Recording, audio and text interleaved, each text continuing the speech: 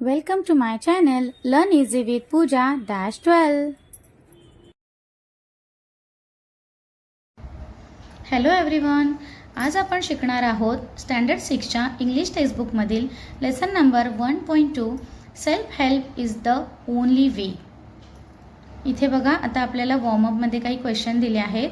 List the things you do yourself. म्हणजे तुम्ही स्वतःहून स्वतःसाठी कोणती कोणती कामं करता याची लिस्ट तुम्हाला बनवायची आहे. म्हणजे तुम्ही तुमची स्कूल बॅग भरता की नाही, शाळेत जाताना, जेवता, अंघोळ करता, असे कोणते कोणते कामं तुम्ही स्वतःहून करता याची तुम्हाला लिस्ट बनवायची आहे. What do you do if nobody helps you Wien you need it. आता बघा, जर तुम्हाला गरज असेल, कोणीही मदत करत नसेल आणि त्या मदतीची गरज असेल तर तुम्ही काय कराल. ऑप्शन दिलेले आहेत. You give up, you cry, you try your self. म्हणजे कोणी मदत नाही करणार म्हणून तुम्ही गिव्ह अप करणार का, की जाऊ दे कोण नाही मदत करत मी नाही करणार. किंवा तुम्ही यू क्राय म्हणजे रडत बसाल का, की नाही मला कोण मदतच नाही करत, आता मी कसं करू. मग तुम्ही यू ट्राय युअर सेल्फ, मग तुम्ही असं करणार का, की हां ठीक आहे कोण नाही मदत करत ना, मग काही हरकत नाही, मी स्वतःहून ट्राय तर करतो, जमेल तर जमेल, पण ट्राय तर करायला काय हरकत आहे, बरोबर. तर हे तुमचं आन्सर असेल. चला तर आपण लेसनकडे वळूया. खूप छान लेसन आहे, लक्ष देऊन ऐका, एकदम इंटरेस्टिंग आहे. ठीक आहे. There was a family of larks which live in a cozy nest in a field of ripe corn. They live happily with all the bonds of love and affection. आता बघा, लार्क नावाचा bird आहे. तुम्हाला माहिती असेल गेल्या वर्षी लार्कबर्डची पोम पण होती आपल्याला.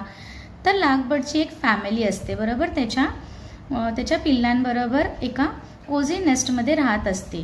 ती फील्ड असते, फील्ड म्हणजे ती शेती असते पूर्ण कसली, की कॉर्न, पिकलेल्या कॉर्नची, बरोबर. तिथे त्यांचं एक नेस्ट असतं आणि त्या नेस्टमध्ये ते तिच्या पिल्लांबरोबर एकदम छान प्रेमाने, आपुलकीने राहत असतात, बरोबर. तर पुढे काय होतं. One fine morning the mother lark before going out to find food for her children said the farmer will come soon to reap his corn and in that case we shall have to find a new home. So you keep your eyes and ears open today and tell me what you see and hear when I come home tonight. आता बघा, पक्ष्यांना त्यांचं खाणं घेण्यासाठी बाहेर जावंच लागतं, बरोबर आहे की नाही. तर एक दिवशी सकाळी काय करत असते, ती मदर लाकबर्ड असते, ती काय करते की तिच्या मुलांना सांगते, जेव्हा जेवण आणायला जाते तेव्हा तिच्या मुलांना काही इन्स्ट्रक्शन देते. ती काय सांगते की बघा, आता हे काय झालेले आहेत, कॉर्न्स पिकलेले आहेत, बरोबर. कॉर्न्स पिकलेले आहेत तर ते कटिंग करावे लागतात. आपल्याला पण माहिती आहे, धान्य पिकले की त्याची कटिंग होते, बरोबर. मग ते कटिंग करावे लागतात. मग त्यावेळी काय होईल, जेव्हा तो फार्मर हे धान्य, हे जे कॉर्न आहे ते कट करायला येईल तेव्हा आपल्याला इथून आपलं नेस्ट हलवावं लागेल, आपल्याला नवीन घर शोधावं लागेल. मग काय करा, जेव्हा तो फार्मर येईल तेव्हा तुमचे डोळे आणि कान हे उघडे ठेवा आणि नीट लक्ष देऊन ऐका की ते काय बोलतात. आणि बघितलं की मी रात्री जेव्हा घरी येईल तेव्हा तुम्ही मला ते सांगा. When the lark came home in the evening, she found her family very disturbed. Oh mother, they cried, we shall have to leave this place as soon as possible. The farmer came with his sons to make a survey of the field. आता बघा, जेव्हा संध्याकाळी ते mother bird जेव्हा return येते तेव्हा ती बघते की तिची मुलं जी असतात ती काय असतात, तिची पिल्लं एकदम डिस्टर्ब झालेली असतात, एकदम नाराज असतात, बरोबर. ती बोलते, आल्या आल्या मम्मीला आवाज देतात, मम्मी मम्मी असे आवाज देतात, ओ मदर, आणि रडायलाच लागतात. आणि बोलतात की आपल्याला काय करावं लागेल, हे घर लवकरात लवकर सोडावं लागेल. का सोडावं लागेल, तर ते सांगतात की आज फार्मर आला होता त्याच्या मुलांबरोबर आणि सर्वे म्हणजे काय, त्यांनी पूर्ण फील्डची पाहणी केली आणि त्यांच्यात काहीतरी चर्चा चालू होती.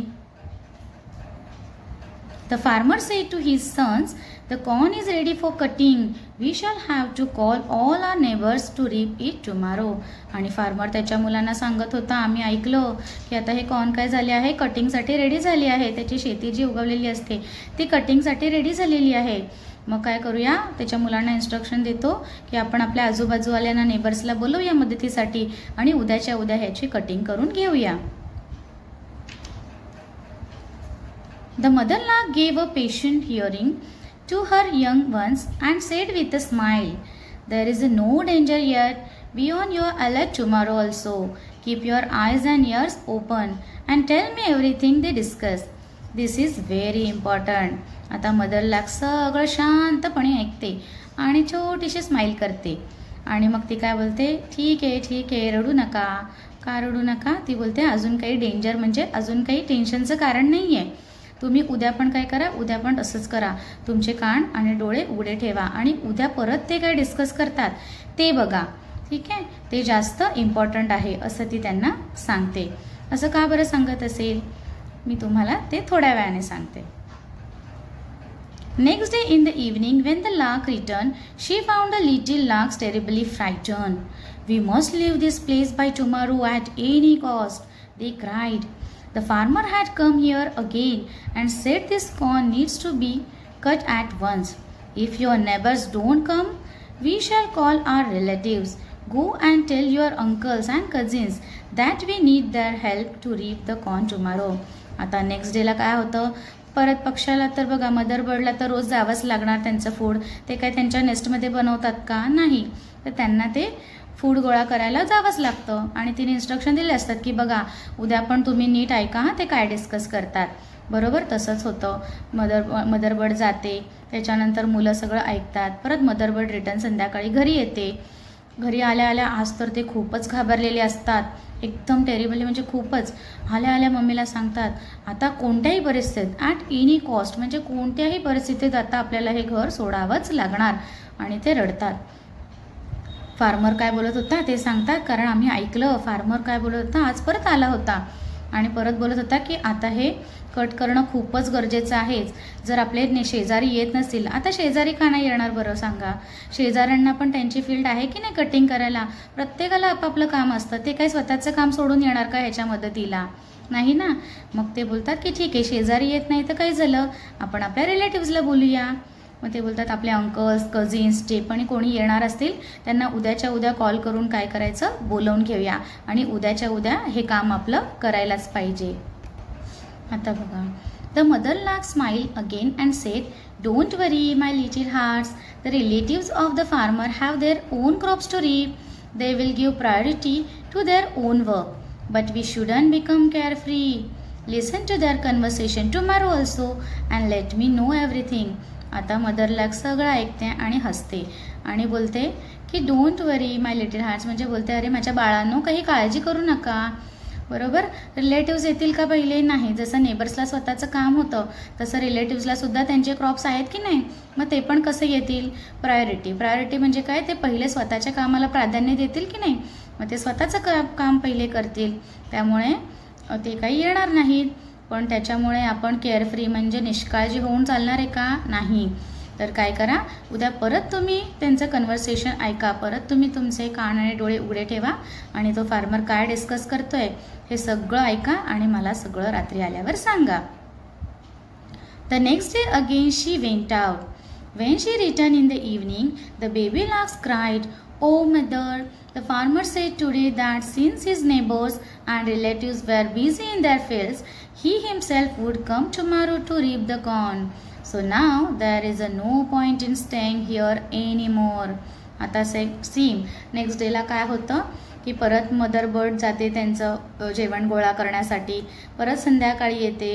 संध्याकाळी परत लार्क बर्ड्सचे जे बेबीज असतात ते काय करतात, बेबी बर्ड्स रडायला लागतात. आल्या आल्या त्यांना सांगतात मदर मम्मी काय सांगतात की आज परत फार्मर आला होता, तो बोलत होता की ठीक आहे नेबर्स नाही मदत करत, रिलेटिव्स नाही करत, त्यांचं पण काम आहे, ते त्यांच्या फील्डमध्ये बिझी आहेत ना, समजू शकतो. मग आता काय करावं लागेल, आता मला स्वतःलाच येऊन काय करावं लागेल, आपले कॉर्नचं जे कटिंग आहे ते करावं लागेल. तर मग आता मम्मी काय करणार, आता तर आपल्याकडे पर्यायच नाही, आता आपल्याला काहीही करून इथून आपल्याला आपलं घर सोडावंच लागेल आणि आपल्याला नवीन घर बघावंच लागेल. In that case, said the mother lark, we have to be quick. Let us leave this space without any delay. I am saying this because I know if someone depends on others to do his work, it will never be done. But once he takes up his work in his own hands and is determined to do it himself, there is no power on earth that can stop him from doing it. So now this is the right time when we must leave this place. आता काय बघा, in that केस म्हणजे त्यावेळी काय होतं, अशा परिस्थितीमध्ये mother लाग बोलते की चला आता वेळ आलेली आहे, आता आपल्याला घाई करावी लागेल, आता आपल्याला हे प्लेस काय आहे सोडावंच लागेल, आता आपल्याला नवीन घर बघावंच लागेल. का बोलते मम्मी मदर बर्ड की कारण मला माहिती आहे की जर एखादं काम आपण करत असतो दुसऱ्याच्या भरोशावर म्हणजे दुसऱ्यावर डिपेंड असतो, तेव्हा तो माणूस जेव्हा आपल्याला वेळ देणार तेव्हा आपण काम करणार, बरोबर. मग त्याच्या सोयीनुसार आपण काम करत असतो. मग आपलं काम कधी पूर्ण होईल हे आपल्याला पण माहिती नसतं.